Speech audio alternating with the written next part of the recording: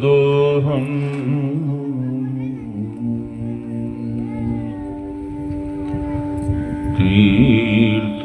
तीर्थास्पदं शिवविरञ्चि नुतं शरण्यम्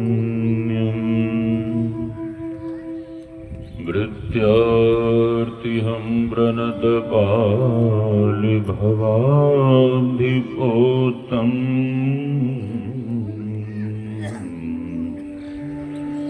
वन्दे महापुरुषते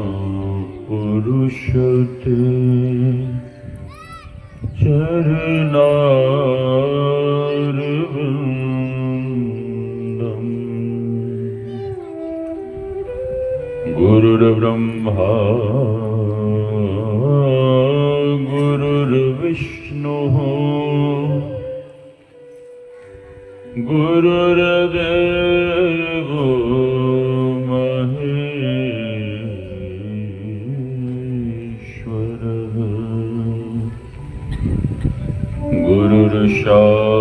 गुरुर्साक्षात् परं ब्रह्म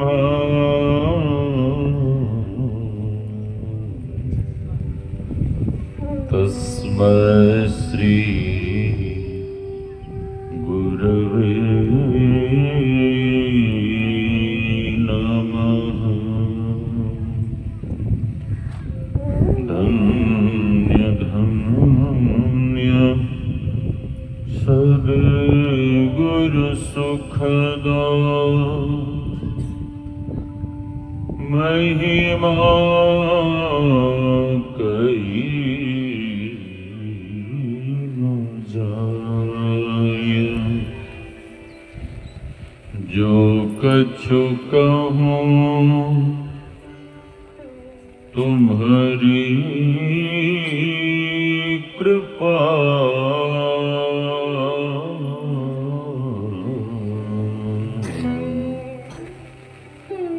मोतिर कछु न बसाय।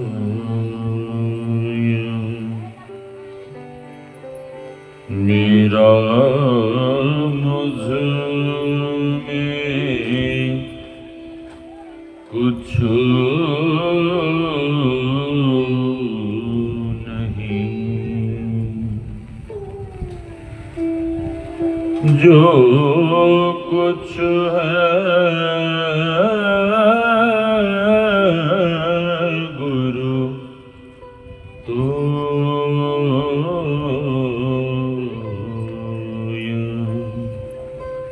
तेरा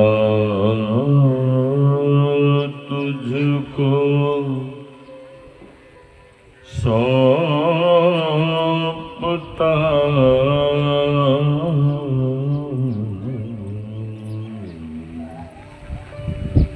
क्या लागेगा मोरे।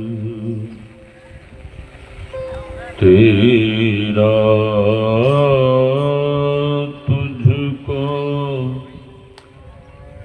सौंपता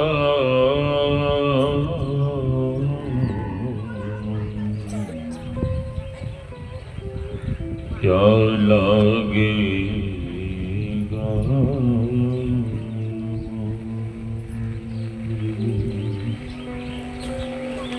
आसन पर आसीन परमाराध्य सद्गुरु महाराज के युगल चरणों में कोटि कोटि नमन। इस पावन मंच पर विराज रहे गुरु महाराज के प्रिय शिष्य आदरणीय स्वामी श्री नंद किशोर बाबा, ब्रह्मचारी श्री मनोहर बाबा,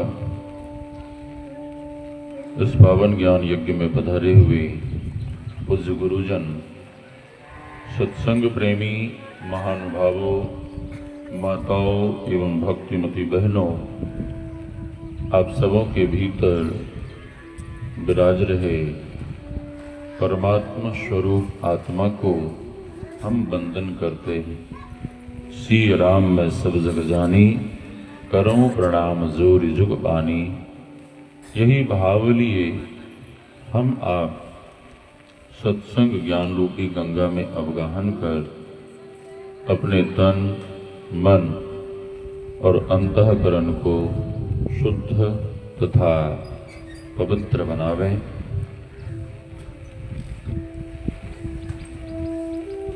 अभी हम आप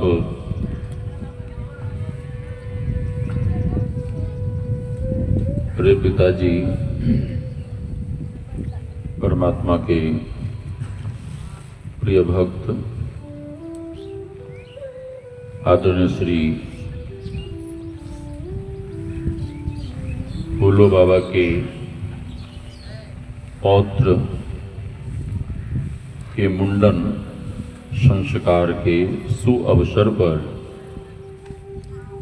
यह सत्संग ज्ञान यज्ञ का आयोजन यहाँ पर रखा गया है।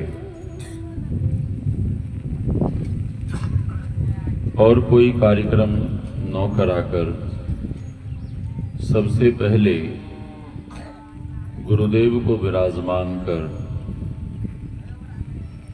उन्होंने सत्संग ज्ञान यज्ञ का आयोजन रखा, जो गुरु महाराज को सिरोधार्य कर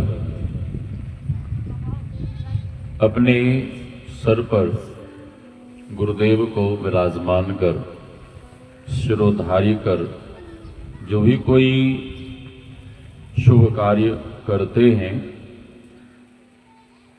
और ऐसा कोई कठिन कार्य है जो कार्य नहीं होने वाला है, असंभव कार्य है, वह कार्य भी गुरुदेव की कृपा से निर्विघ्न सुसंपन्न हो जाता है। महाराज दशरथ विवाह करने जा रहे थे तो गुरु महाराज को संग में लेकर निकले। किनको लेकर निकले संग में? कौन थे उनके गुरु महाराज? महर्षि वशिष्ठ। महर्षि वशिष्ठ को लेकर निकले। जब सरयू जी के तट पर पहुंचे तो महाराज दशरथ पूछते हैं कि गुरु महाराज के लिए नाव किधर है? सेवकों ने कहा कि राजन, महाराज महर्षि वशिष्ठ के लिए सबसे उधर लास्ट में टूटी फूटी पुरानी नाव लगी हुई है।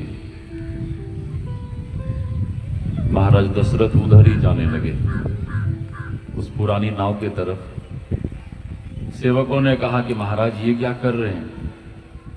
आपके लिए लाखों रुपए खर्च कर, अभी के करोड़ों रुपए खर्च कर हम लोगों ने आपके लिए ये नई नवेली सुंदर नाव, हीरे मोती सोने चांदी से जड़ित ये नाव आपके लिए हम लोगों ने तैयार किया है, इस पर बैठिए।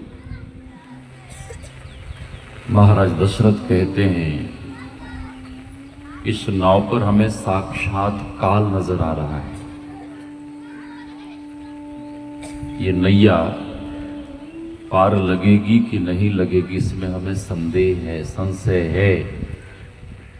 महाराज, इस नाव पर संदेह है और उस टूटी फूटी पुरानी नाव पर आपको इतना विश्वास है? महाराज दशरथ कहते हैं कि नाव पुरानी है, लेकिन उस नाव पर बैठेंगे कौन? हाँ, उस नाव पर हमारे गुरु महाराज बैठेंगे और गुरु महाराज के चरण में मैं बैठूंगा। और जिस नाव पर गुरु महाराज बैठेंगे उस नाव पर हमें पूरा विश्वास है वो नैया निश्चित रूप से इस पार से उस पार लग जाएगी। ये हमारे बड़े पिताजी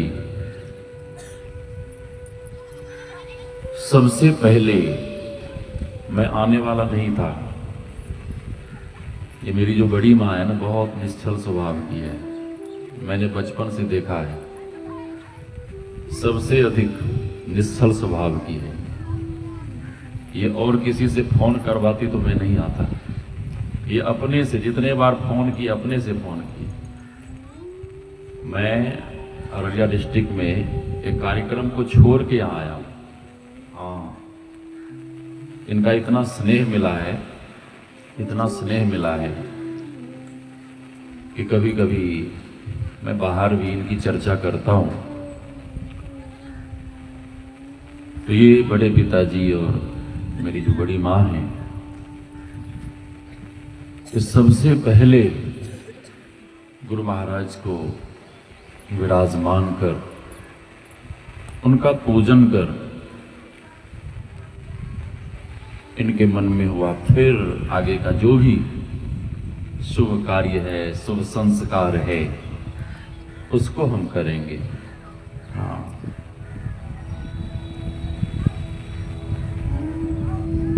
हम आप सुन रहे थे अभी वेद भगवान की वाणी को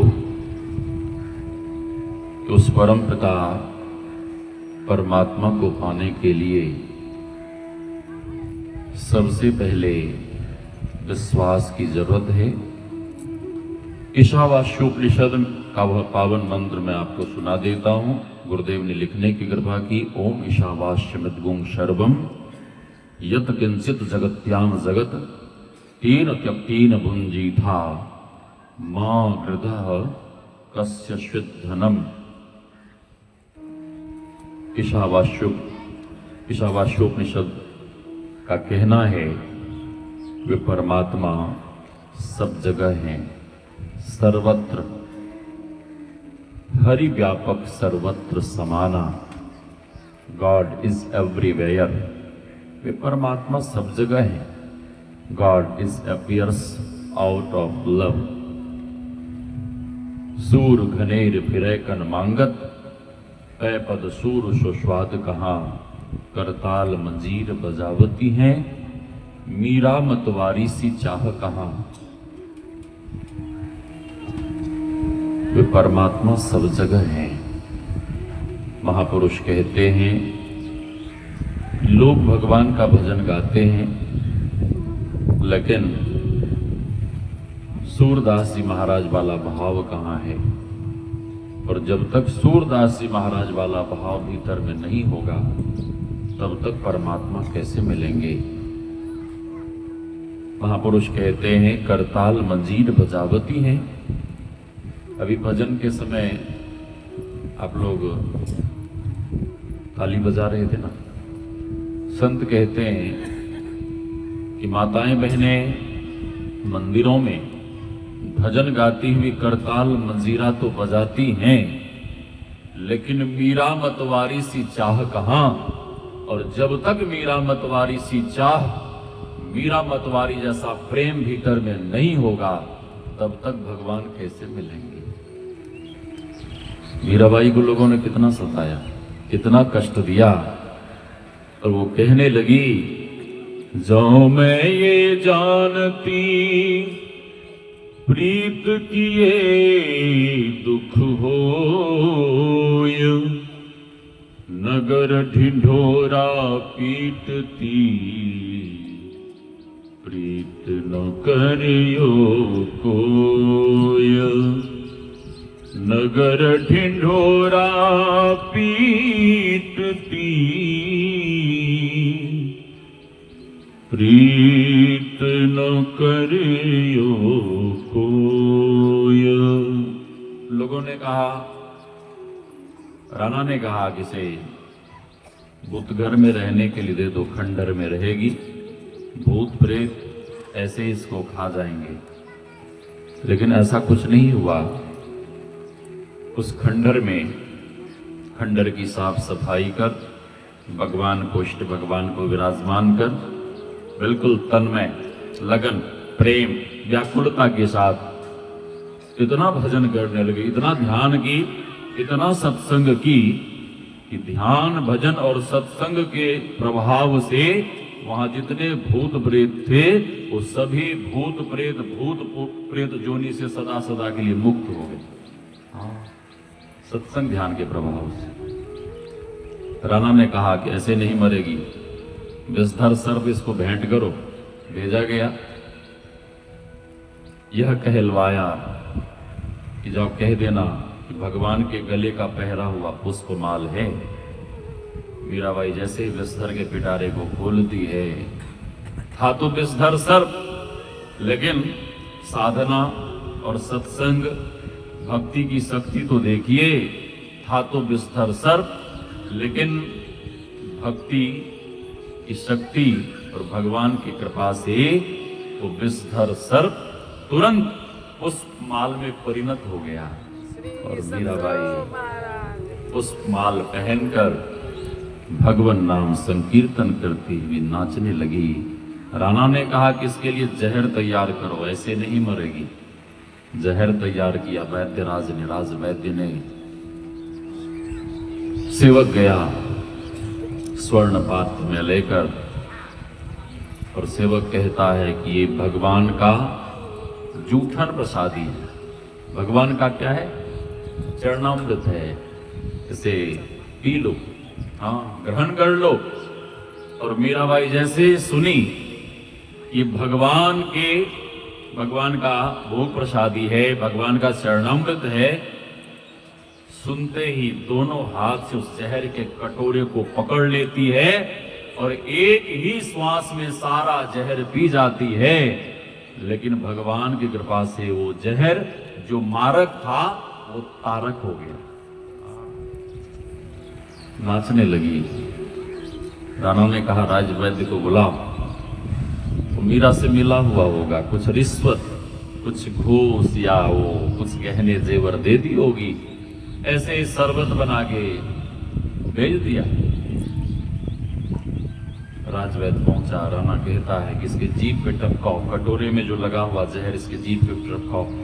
अब राजवैद्य चीखने लगा, चिल्लाने लगा, महाराज ऐसा मत करिए, ये सचमुच में जहर है और एक बूंद भी मेरे जीभ पे आपने टपका दिया तो मैं मर जाऊंगा।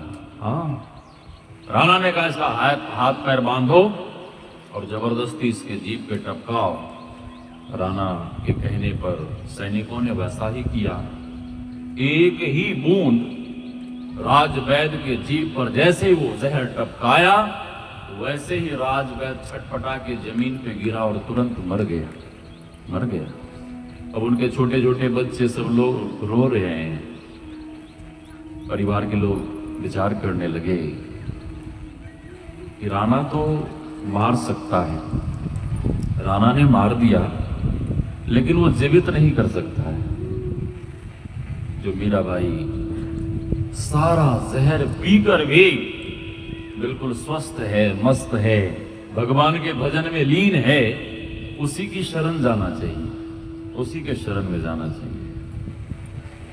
राजवैद्य के बच्चे, पत्नी, परिवार के सभी लोग रोते बिलखते गए और मीराबाई के चरण में पड़ गए, रोने लगे कि भाई साहब कुछ करो, कुछ करो, राजवैद्य के ऊपर कृपा करो, दया करो, श्री सद्गुरु महाराज कृपा करो। जब बच्चे लोग, उसकी पत्नी सब बहुत रोने बिलखने लगे तो मीराबाई को दया आ गई और मीराबाई भगवान से प्रार्थना करने लगी, हे प्रभु राजवैद्य की रक्षा करो, राजवैद्य के ऊपर कृपा करो, दया करो। प्रार्थना कहाँ कर रही है? मंदिर में।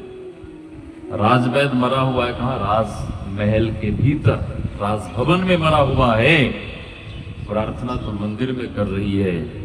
और प्रार्थना करती हुई जब मीराबाई बहुत रोने लगी, उधर मरा हुआ राजवैद्य तुरंत जीवित होकर खड़ा हो गया और खड़ा होकर भगवान नाम संकीर्तन करते हुए नाचने लगा और कीर्तन करता हुआ मीराबाई के चरण में जाके पड़ गया। मीराबाई का परम भक्त बन गया। मीराबाई से युक्ति सीखकर भगवान के भजन में लग गया। तो मैं कह रहा था, सबसे पहले विश्वास, बिनु विश्वास भगति नहीं। और वेद भगवान कहते हैं सबसे पहले बुद्धि योग करो, सत्संग। सत्संग करने से जो जीवन में अशुभ होने वाला है, सत्संग ध्यान के प्रभाव से वह अशुभ होने वाला भी शुभ हो जाता है। यहाँ आपके बगल में समस्तीपुर है, पश्चिम में समस्तीपुर, एक बूढ़ी माता जी, इधर हाल फिलहाल की घटना, कुप्पा घाट गई। जो भी पुराने महात्मा होंगे ना कुप्पा घाट से, या जो भी कोई है वहाँ वक्ता प्रवक्ता, उनसे पूछिएगा, आप बताएंगे आपको। अधिवेशन सत्संग का समय ली, और उसका पोता कई वर्ष से बीमार था, खाता पीता कुछ नहीं था, खाट पे पड़ा हुआ था। उसके मन में यह भाव हुआ कि मैं सत्संग करवाऊंगी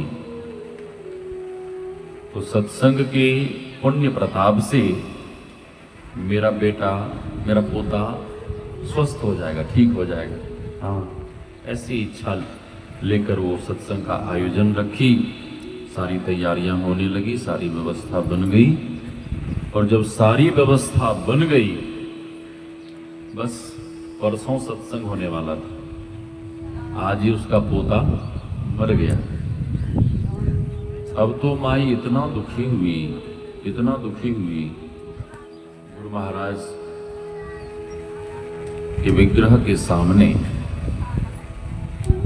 छाती पीट पीट कर रोने लगी कि हे गुरु महाराज, मैं तो यह समझ रही थी कि सत्संग करवाऊंगी तो मेरा पोता स्वस्थ हो जाएगा, ठीक हो जाएगा, लेकिन ये तो बिल्कुल उल्टा हो गया, उल्टा हो गया। हे गुरु महाराज, अब क्या करूं? पर गुरु महाराज से कहने लगी, हे गुरु महाराज, यदि मेरा पोता जीवित नहीं हुआ तो मैं अपने पोते के साथ ही जलती हुई चिता में अपना प्राण दे दूंगी। हाँ, लोगों ने समझाना शुरू किया कि माता जी, जो हुआ तो उसके लिए आप संतोष करिए, पोते को ले जाने दीजिए संस्कार के लिए।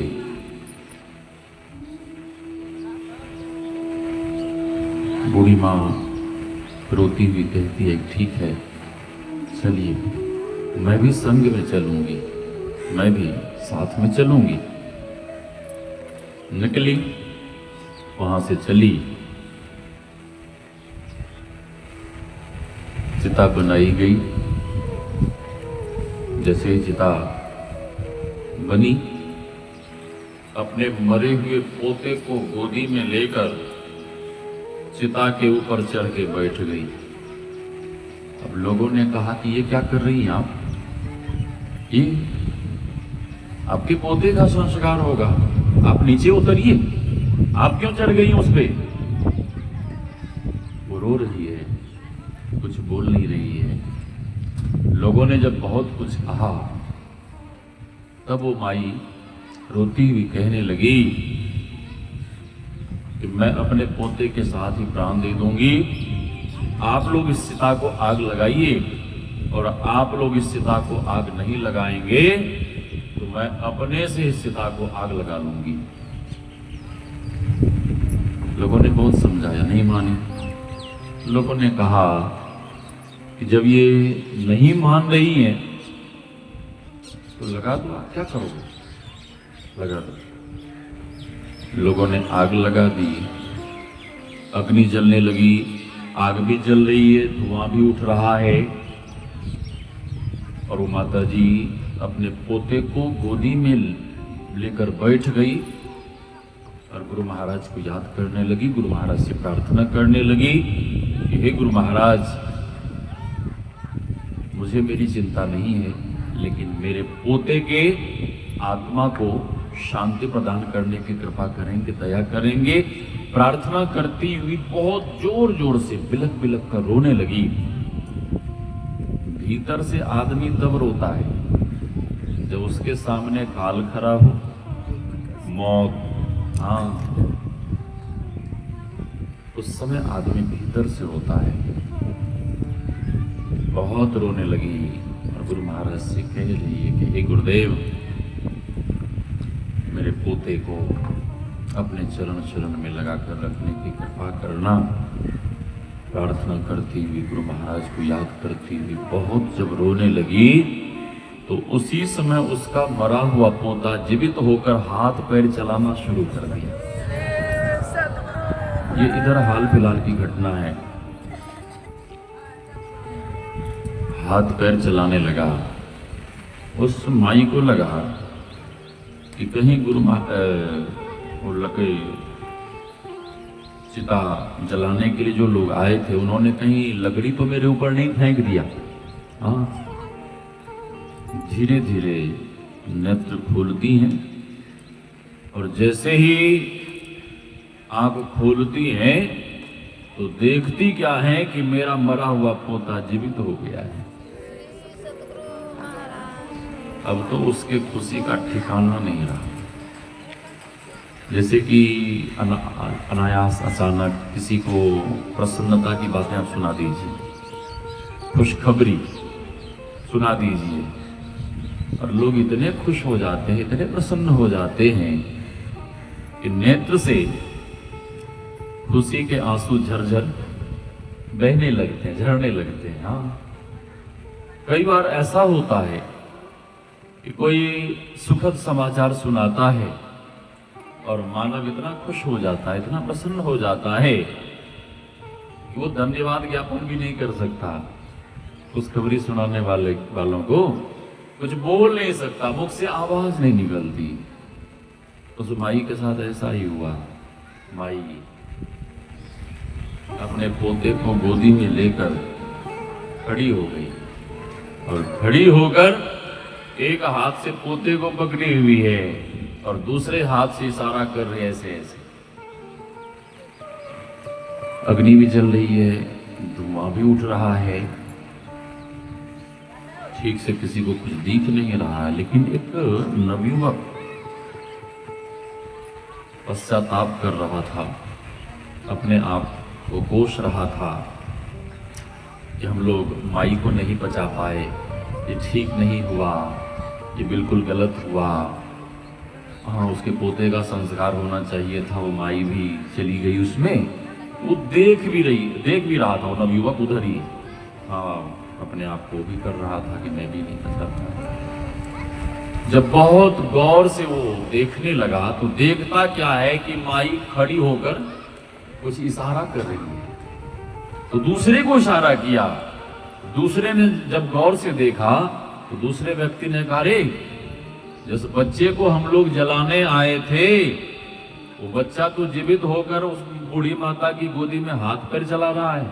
हाँ, अब तो हल्ला हुआ, सब लोग इधर उधर भागना शुरू कर दिए, कोई गांव के तरफ, कोई कुआं के तरफ, कोई नलके के तरफ, कोई मटका में जल ला रहा है, कोई बाल्टी में पानी लेकर दौड़ रहा है, कोई मिट्टी धूल उठा कर चिता पर फेंक रहा है। जैसे तैसे अग्नि को शांत किया, आग शांत हो गई। दो चार नवयुवक दौड़ कर चिता के ऊपर चढ़े और उस बूढ़ी मैया और उसके पोते को नीचे उतारे। जब महात्मा लोग पहुंचे सत्संग के लिए जब पहुंचे वहां, तो वहां के लोगों के खुशी का ठिकाना नहीं। इतने खुश, इतने प्रसन्न महात्मा लोगों को नहीं रहा गया।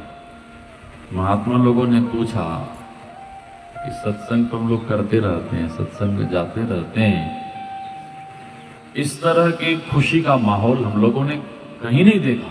हाँ, तब लोगों ने कहा कि ऐसी ऐसी घटना हो गई थी, जो बूढ़ी माई सत्संग में करवा रही थी ना, उसी के साथ ऐसा ऐसा हो गया था। और गुरु महाराज की ऐसी कृपा भई कि गुरु महाराज की कृपा से उसका मरा हुआ पोता जीवित हो गया। इसीलिए हम लोग इतने खुश हैं इसीलिए हम लोग इतने प्रसन्न हैं। वेद भगवान कहते हैं सबसे पहले सत्संग करो।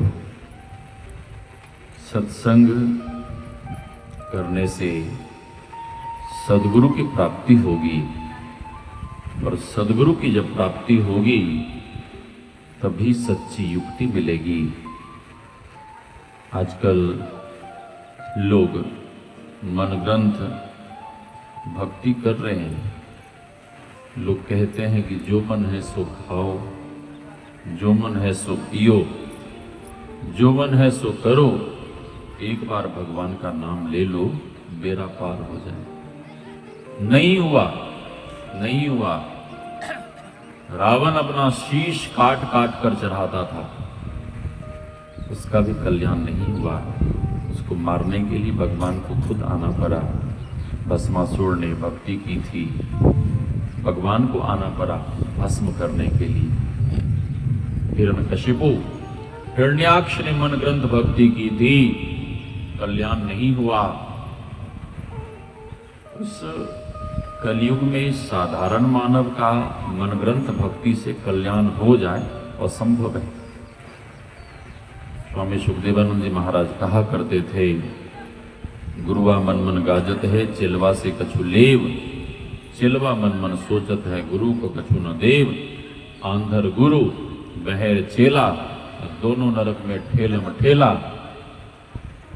एक संत कह रहे थे, पान दिया, फूल दिया और दिया पैसा, और 3 फूक फूक दिया, बाघ हो या भैंसा। कन फूका गुरु हमारे गुरुदेव को भी मिले थे, लेकिन इन्हें संतुष्टि नहीं हुई। जब परम संत बाबा देवी साहब का इन्हें दर्शन हुआ, उनका सानिध्य प्राप्त हुआ, उनसे जब इन्होंने युक्ति सीखा तब इन्हें संतुष्टि हुई।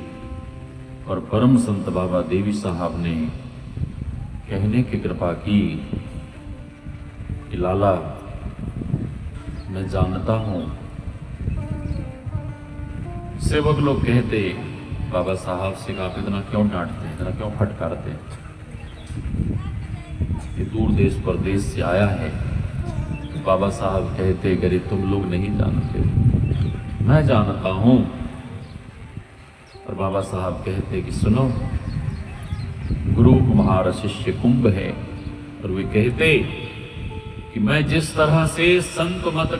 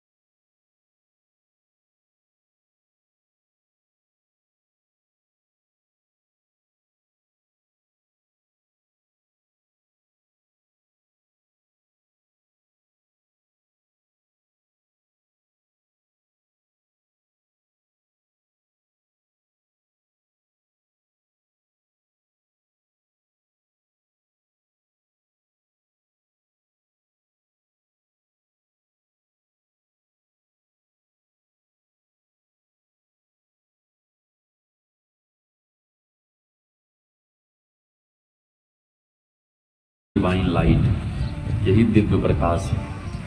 बाहर लालटेन और दिव्या मोमबत्ती के प्रकाश को देखने से क्या दिव्य प्रकाश की प्राप्ति हो जाएगी। एक माता जी कहने लगी कि बाबा हम अनहद नाद सुनने लगे, दिव्य नाद। तो बाबा ने पूछा कि कैसी आवाज होती है। तो माई कहती है कि पेट में गुरगुर की आवाज होती है। हाँ, हरिद्वार में एक संस्था है, जैसे मेरे मोबाइल से भी बांसुरी बज रही है, मोबाइल जो भी है बज रहा है, ऐसे प्ले करते हैं बांसुरी की आवाज को और कहते हैं कि यही दिव्य नाद है, इसको सुनिए इसी से परमात्मा की प्राप्ति हो जाएगी। ये बाहरी आवाज सुनने से परमात्मा की प्राप्ति हो जाएगी। गुरुदेव कहते हैं मीठी मुरली सुने सुरत के कान से, ये बाहरी कान से नहीं, सुरत के कान से। अरे हारे में ही बड़ा कौतूहल होय ध्वनिन के ध्यान से। सुरत के कान से उस शब्द को सुना जाता है। तो वेद भगवान कहते हैं सच्चे सद्गुरु का चरण शरण ग्रहण करो, और सच्चे सद्गुरु ही इस भवसागर से पार लगा सकते हैं। जैसे तैसे गुरु भवसागर से पार नहीं लगा सकते। एक संत हुए राधा स्वामी मठ में जयमल सिंह जी महाराज, एक पापी आदमी, मांस मछली खाने वाला, गलत सलत जैसा तैसा काम करने वाला, वो गया और कहने लगा कि हम दीक्षा लेंगे। दीक्षा जयमल सिंह जी महाराज ने मना कर दिया कि तुम जैसे पापी को हम दीक्षा नहीं देते हैं। हाँ, एकदम मना कर दिया। सेवक लोगों ने कहा कि गुरुदेव आप दीक्षा नहीं देंगे तो इन पापियों का उद्धार कैसे होगा, इन पापियों का कल्याण कैसे होगा, इसका उद्धार कैसे होगा। जयमल सिंह जी महाराज कुछ नहीं बोले। पुनः सेवकों ने जिद किया, प्रार्थना की, निवेदन किया। तो जयमल सिंह जी महाराज तो सब कुछ जानते थे। उन्होंने कहा ठीक है, तुम लोग कहते हो, इतना जिद कर रहे हो, हट कर रहे हो, तो मैं इसे दीक्षा दे देता हूं। दीक्षा दे दिया। दीक्षा लेकर वो पापी आदमी वहां से तो चला गया, लेकिन जयमल सिंह जी महाराज ध्यान में बैठ गए। भोजन का समय हुआ, सेवकगण भोजन परोस कर जब ले गए तो सेवकों ने क्या देखा कि गुरुदेव भगवान ध्यान में बैठे हैं और गुरुदेव भगवान के चारों तरफ अग्नि की लपटें उठ रही हैं। हाँ, बहुत तेज अग्नि जल रही है और किसी का हिम्मत काम नहीं कर रहा था कि गुरु महाराज तक पहुंच पाए। हाँ, एक दिन बीता, भूखे प्यासे ध्यान में बैठे रहे।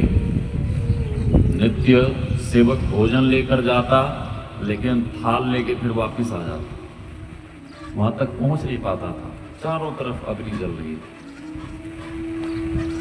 6 दिन बीते, 7वां दिन भी बीत गया और 7वें दिन संध्या के समय गुरुदेव ध्यान से उठे, वहां से अपनी कुटिया में आए।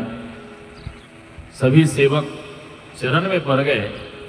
हे गुरुदेव, जब आपने भीतर में परमात्मा का साक्षात्कार कर लिया है, आपने परमात्मा को प्राप्त कर लिया है, उन्हें देख लिया है, उनका दर्शन कर लिया है, परमात्मा को पा लिया है, तो फिर इतनी कठोर साधना क्यों की आपने?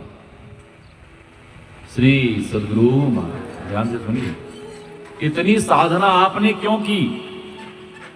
तो जयमल सिंह जी महाराज कहते हैं कि ऐसे ही पापी लोगों को मेरे पास बुलाते रहो और हमसे दीक्षा दिलवाते रहो। हाँ, तो गुरुदेव आप भूखे प्यासे ध्यान में क्यों बैठे रहे? गुरु महाराज कहते हैं, अरे तुम लोग नहीं जानते हो, जिस आदमी को तुमने दीक्षा दिलाया तो इतना पाप किया था, इतना बड़ा पापी था, मैंने तो उसे दीक्षा दे दी और दीक्षा देने के बाद इस भवसागर से पार लगाने का, पापियों के उद्धार करने का दायित्व तो गुरु का हो जाता है। और दीक्षा देने के बाद तुरंत मैं ध्यान में बैठ गया। अग्नि क्यों जल रही थी आपके चारों तरफ? अग्नि क्यों जल रही थी? तो गुरु महाराज कहते हैं कि वो योगा अग्नि जल रही थी। और उसी योगाग्नि में उस पापी के सारे पाप भस्म हो रहे थे। और 1 सप्ताह जब मैंने कठोर साधना की, उसके सारे पाप जब भस्म हो गए, तब मैं ध्यान से उठा। हाँ, यदि शैलसमं पापम विस्तीर्णम बहुयोजनम ध्यानात् पापानि नश्यन्ति ध्यानं मोक्षं च विन्दति ध्यानात् प्रसीदति हरिः ध्यानात् सर्व साधनम। Do you meditate, your sins will be are destroyed. जो भी मेडिटेशन करते हैं, जो भी ध्यान करते हैं, उसके जन्म जन्मांतर के किए हुए सारे पाप नष्ट हो जाते हैं। और ध्यान केवल हमारे गुरुदेव भगवान ने ही नहीं किया, स्वयं भगवान भी ध्यान करते थे। गुरुदेव ने लिखा है इसी सत्संग योग ग्रंथ में, ब्राह्मे मुहूर्ते उत्थाय वायुरपस्पृश्य माधवः दध्यो प्रसन्न कर्णम आत्मानं तमसः परम। Lord Krishna used to meditate on his self in Brahma Muhurta। ब्राह्म मुहूर्त में जगकर ध्यान करना चाहिए, क्योंकि ब्राह्म मुहूर्त का समय, उस समय का वातावरण बिल्कुल शांत रहता है। उस समय आपके बाल बच्चे, आपके कोई भी इष्ट मित्र, कोई भी आपको डिस्टर्ब नहीं करेंगे। इसलिए अर्धरात्रि में जगकर जब भी आंख खुले, उसी समय हाथ मुंह धोकर साधना के लिए बैठ जाइए। तभी साधना में उन्नति होगी, अनुभूति होगी। तो वेद भगवान कहते हैं मानस योग करो। मानस योग, मानस योग से तात्पर्य क्या है? श्री सद्गुरु महाराज मानस जप, मानस जप। जप में कितनी शक्ति है पता है? जप में इतनी शक्ति है, इतनी शक्ति है कि मुर्दे को भी आप जिंदा कर सकती हैं, कर सकते हैं, लेकिन विश्वास होना चाहिए। हाँ, एक लालजी महाराज हुए, उनकी माँ परमात्मा की परम भक्तिन बैठकर जप कर रही थी, जप कर रही थी, बिल्कुल श्रद्धा भाव लिए हुए जप कर रही है। बीच में ही थोड़ा उसे ख्याल आया कि गाय बंधी है, गाय को मैं चारा डालना भूल गई। अपने बेटे से कहती है कि गाय को थोड़ा सा भूसा डाल दो। जैसे ही भूसे वाले घर में वो बालक गया, उसी भूसा में सर्प बैठा हुआ था, विषधर सांप। हाँ, माँ तो जप कर रही बैठकर, बेटे को कह दी कि भूसा डाल दो गाय को, और उसी भूसे में विषधर सर्प बैठा हुआ था। जैसे ही भूसा लेने के लिए पहुंचा बालक, विषधर सर्प तुरंत काट लेता है और बालक वहीं मर गए। मुख से झाग निकलने लगा। उधर से गुजर रहा था, उसकी दृष्टि पड़ी, अरे इस बच्चे के मुख से झाग निकल रहा है, सर्प भी उधर पास में ही बैठा हुआ है, वो भी नहीं भागा, वो भी बैठा हुआ है। हाँ, सांप को भी देखा। अब उसने हल्ला किया, अरे इस लाल को सर्प ने दंश कर लिया, काट लिया। किसी ने जाकर कहा, अरे माता जी तेरे बेटे को सांप ने काट लिया। हाँ, माता जी उठी और अपने बेटे को गोदी में उठाई, लेकर वहीं गई, कहाँ? जहां जप कर रही थी बैठ। बेटे को लिटा दी, एक लोटा जल लाई उस लोटे में पानी में तुलसी का पत्र डाल दी और आंख बंद कर बैठ गई, जप करने लगी। विश्वास के साथ बिल्कुल श्रद्धा भाव लिए हुए खूब मुस्तैदी के साथ जप कर रही है, जप कर रही है। बहुत समय तक जप की, बहुत देर तक जप की। जप करने के बाद वो माई उठती है और लोटे से जल हाथ में लेती है और अपने बेटे के मुख पर जल का छींटा मारती है, जल छिड़कती है और कहती है कि ऐ मेरे लाल, कब तक सोएगा? जगो, अब सोने का समय नहीं है, अब जागने का समय है। जब भी कर रही है, अपने बेटे को जगने के लिए भी बोल रही है, मन ही मन जब भी चल रहा है, बेटे को जगने के लिए भी बोल रही है। एक बार बोली बेटा नहीं जगा, दूसरी बार बोली बेटा नहीं जगा, और तीसरी बार जैसे ही जल छिड़कते हुए कहती है कि ऐ मेरे लाल, अब जगो, अब सोने का समय नहीं है। उसी समय उसका मरा हुआ बेटा जीवित होकर खड़ा हो। जप में बहुत शक्ति है, लेकिन जप किस तरह से होना चाहिए? गुरुदेव कहते हैं अति पावन गुरु मंत्र, मन ही मन जाप जपो। जप किस तरह से करना चाहिए? मंत्र को जपने से क्या होता है? मनः त्रायते इति मंत्रः, मनो मध्ये स्थितम मंत्रः, मंत्र मध्ये स्थितम मनः। जप के समय केवल जप रहे और आप रहे, बीच में और किसी भी प्रकार का चिंतन गुनावन नहीं होना चाहिए। इस तरह से जप करें और इष्ट भगवान के स्वरूप का ध्यान इस तरह से करें कि आपके इष्ट भगवान आपके सामने साक्षात प्रकट हैं। आप उनकी सेवा पूजा कर रहे हैं, आप उन्हें भोग प्रसादी ग्रहण करा रहे हैं, यह भाव करें। ऐसा भाव करने से आप अपने इष्ट भगवान के रूप को अधिक देर तक देख पाएंगे, दर्शन कर पाएंगे। वेद भगवान आगे कहते हैं ज्योति योग करो। ज्योति योग से तात्पर्य है दृष्टि योग। दृष्टि योग किस तरह से करना चाहिए? भगवान श्री कृष्ण कहते हैं शमम काय शिरोग्रीवम धार्यन अचलम स्थिरम संप्रेक्ष नासिकाग्रम स्वम दिशस्यानव लोकयन। दिशाओं को नहीं देखते हुए नासिका के अग्रभाग में ध्यान जमाना है, देखना है। क्या होगा? परमात्मा के विभूति रूप, प्रारंभ में अंधकार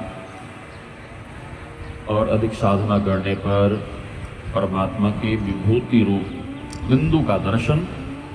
और गुरुदेव कहते हैं एक टक देखत रहो, देखते रहो, देखते रहो।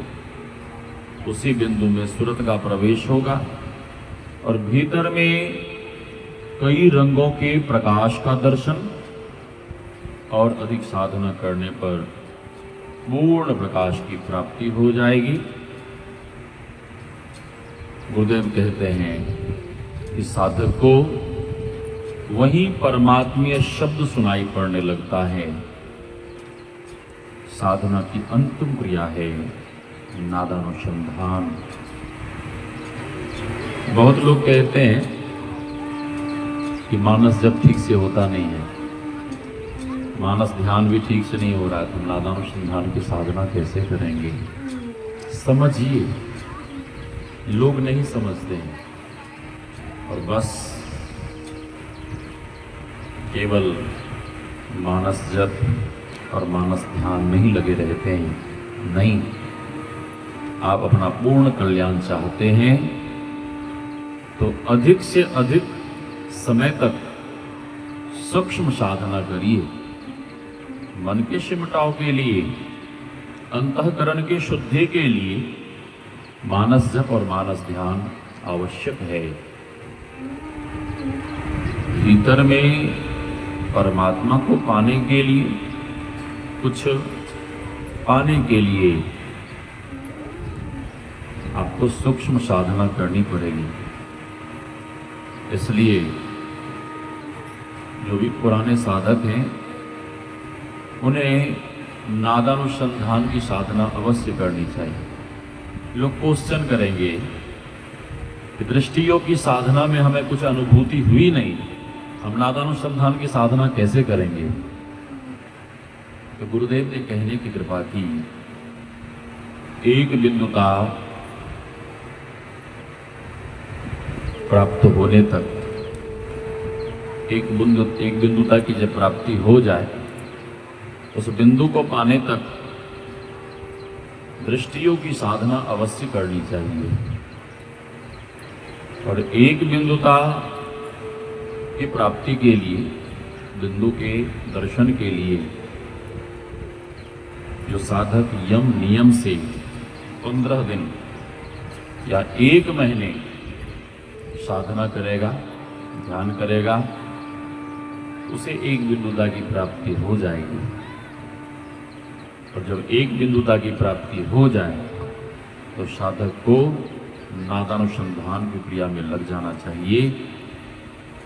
नादानुसंधान की जब साधक करता है तो पहले भारी भारी ध्वनियों को सुनता है, शरीर की रगरेसे की आवाज, फिर मधुमक्खियों के भनभनाहट जैसे मृदंग, मुरली, मजीरा, भारी भारी ध्वनियों को सुनता है।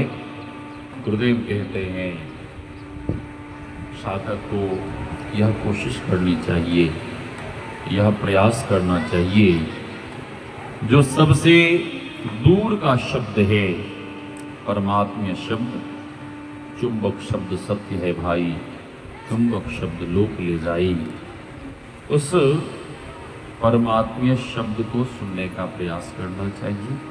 वह परमात्मा शब्द बहुत सूक्ष्म है, बहुत मधुर है, बहुत मीठा है। पलटू साहब कहते हैं, बंसी बाजी गगन में मगन भया मन मोर। और ऐसी स्थिति जब हो जाती है तो साधक के लिए बाहरी संसार के सारे शब्द फीके पड़ जाते हैं, क्योंकि भीतर में उस मधुर ध्वनि को, मीठे परमात्मा शब्द को सुनने लगा। अब बाहरी शब्द सुनने की इच्छा नहीं रह जाती। तो जिन्हें युक्ति मिल गई है वे खूब मन लगाकर साधना करें। गुरु महाराज का आदेश है, सत्संग नितर ध्यान नितर रहिए, करत संलग्न हो, व्यभिचार चोरी नशा हिंसा झूठ तजना चाहिए। नित्य प्रति सत्संग करें, नित्य प्रति ध्यानाभ्यास करें। लेकिन गुरुदेव कहते हैं यदि तुम परमात्मा को पाना चाहते हो तो जो निज घट रस चाहो, तो अपने को पंच पाप से हरदम खूब बचाओ। है एक झूठ, झूठ सभी पापों का झोला है। श्री सद्गुरु महाराज, झूठ के कारण धर्मराज युधिष्ठिर को नरक की हवा खानी पड़ी। नशा है दूसरा, नशा नाश का प्रतीक है। और आजकल के बच्चे लोग, मैंने देखा छोटे छोटे बच्चे लोग नशा का सेवन करते हैं। हाँ, आजकल लोग क्या क्या नशा चला है, उसके बिना रह नहीं पाते बच्चे लोग। हाँ, माँ पिता सत्संगी, बेटा दारू पी रहा है, बाप प्रवक्ता प्रवचन करता, बेटा दारू पी रहा है। हाँ, बाप आके महात्मा के सामने रोता है, सिर पटकता है कि बेटे को थोड़ा समझाइए। समझाने से क्या होगा? बचपन से आपने उसे सुसंस्कार नहीं दिया। आपने, समय हो गया बाबा, देखिए समय हो गया, और कहना है, देखिए ना। श्री सद्गुरु महाराज,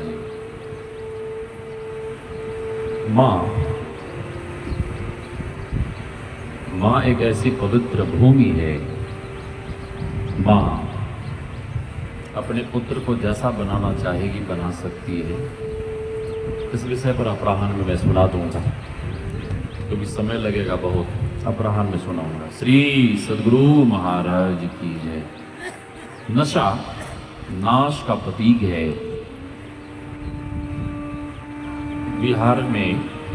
बिहार के लोग तंबाकू की खेती भी करते हैं। इधर के लोग तंबाकू भी खाते हैं। तंबाकू की खेती होती है,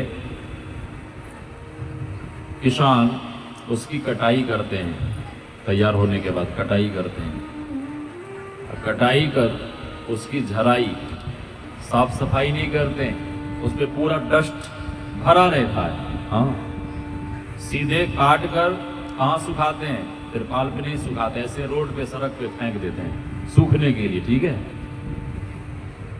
रोड पे तंबाकू सूख रहा है और गांव के जो तमाम कुत्ते होते हैं वो कुत्ता जाके उसी तंबाकू पे खेलता है। कुत्ता खेल भी रहा है, उस पे पेशाब भी कर रहा है, लैट्रिन भी कर रहा है, सब कुछ कर रहा है। तंबाकू भी सूख रहा है और कुत्ता का लैट्रिन भी सूख रहा है। दोनों सूख कर एक ही कलर का हो जाता है, एक ही रंग का हो जाता है। अब किसान को तो पता नहीं लगता इसमें कुत्ते का लैट्रिन भी है क्या है, वो तो बस झाड़ झूड़ के कटिंग कुटिंग कर वो टिकिया बनाता है, क्या करता है वो पैकेट बुना के दुकान में भेज देता है। और खाने वाले लोग बड़े प्रेम से पैकेट में पैसे लेके दुकान पे जाते हैं, तंबाकू खरीदते हैं। और खाने वालों को पता है इसमें कुत्ते का लैट्रिन भी है, कुत्ते का पेशाब भी है, इसको खाने से कैंसर होता है, पता है। हाँ पता है, लेकिन फिर भी पैसे देकर खरीदता है, पैसे देकर खरीद लेता है।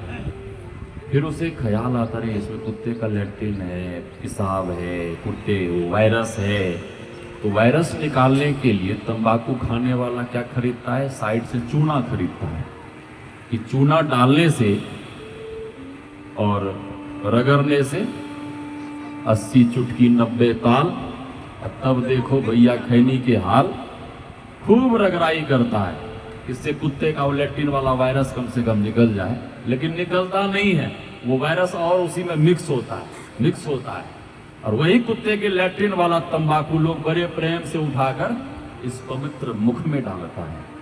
हाँ, तंबाकू के उस पे पैकेट पे लिखा रहता है कि इससे कैंसर होता है। ठीक है, लेकिन लोग खाते हैं। एक सत्संगी दीक्षा लिया, बूढ़ा नहीं था, जवान ही था, दीक्षा लिया। मैंने उसे बहुत समझाया कि छोड़ दो तंबाकू, छोड़ दो। कई बार तो लोगों ने दारू भी छोड़ दिया। अब जाता हूँ तो लोग बड़े खुश होते हैं कि आपके कारण मैं दारू छोड़ दिया, मेरा जीवन बहुत अच्छा हो गया, बढ़िया हो गया। लेकिन जो दारू पीते रहे वो मर गए। हाँ, जवानी में ही मर गए। और एक तंबाकू खाने वाला था, उसको मैं बहुत समझाता रहा, बहुत समझाया, नहीं माना तो बस कैंसर हो गया। कैंसर हुआ, बहुत इलाज किया, थोड़ा सुधार हुआ, वो आदत गई नहीं तंबाकू खाने की। और दोबारा जब सीरियस हुआ तो बस मर गया, इस दुनिया से चला गया। है एक झूठ, नशा है दूसरा। नशा नाश का प्रतीक है। पूरे यदुवंश का विनाश हो गया था। भगवान श्री कृष्ण को भी उसी नशा के कारण देह त्याग करना पड़ा था। तीसर नारी पर के हो, रावण को देखने आप, जगत जननी जगदम्बा माता जानकी को छल से चुरा कर ले गया था। और स्थिति क्या हुई? रहा न कुल को रोवन हारा, 1 लख पूत 1.25 लाख नाती, जा रावण घर दिया न भाती। पंचम हिंसा। आजकल ये मुर्गा फार्म बहुत खुल रहा है, गांव देहात में भी अंडे बिकने लगे हैं। मैं देखता हूँ घोर से घोर देहात में अंडे बिक रहे हैं। हाँ, पहले टेलीविजन में बचा रहा था संडे हो या मंडे रोज खाओ अंडे।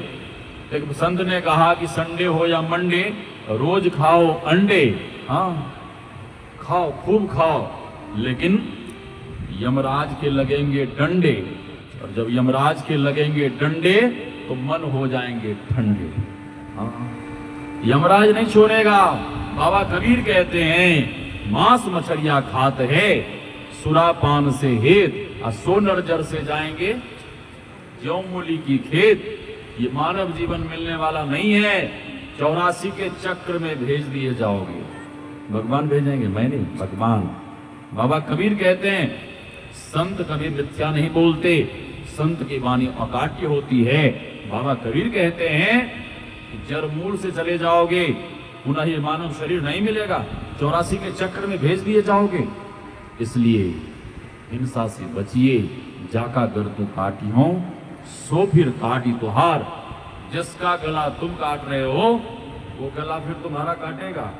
तुम बकरी मुर्गा बनोगे और जिसका काटे हो फिर मानव बनेगा, बदला लेगा, जरूर लेगा। इसलिए हिंसा से बचना चाहिए। गुरुदेव कहते हैं तभी भीतर में उस परमानंद के आनंद की प्राप्ति होगी। अधिक नहीं कहते हुए वाणी को विराम। बच्चे लोगों का मुंडन संस्कार भी होना है। तो बच्चे लोगों को लाओ, नई कैंची, थाली लेके आओ। थाल में कुछ रख लेना, फूल या धान दूरी कुछ रख लेना, हल्दी लेके आओ। बाल काटा जाएगा। मुंडन तो करेंगे, जो करते हैं वही करेंगे। श्री सद्गुरु महाराज की जय। श्री